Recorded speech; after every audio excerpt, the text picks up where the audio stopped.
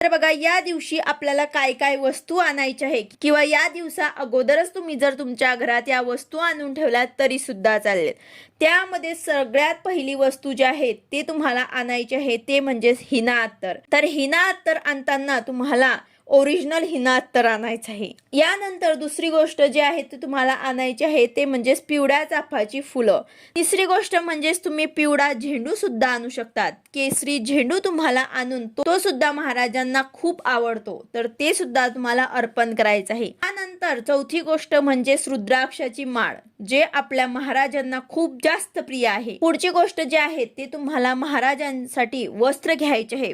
छान फेटा त्यांना घाला, अंगामध्ये पिवळ्या रंगाचे वस्त्र घाला। पिवळा रंग महाराजांना आवडीचा रंग आहे। तर आता पुढची गोष्ट जी आहे ते चंदन। चंदन महाराजांना रोज लावायचं असतं आणि महाराजांना ही खूप आवडतं। पुढची गोष्ट जी आहे ते मोरपीस। नेहमी आपल्या महाराजांकडे तुम्हाला 4 ते 5 मोरपीस जे आहे ते ठेवायचे।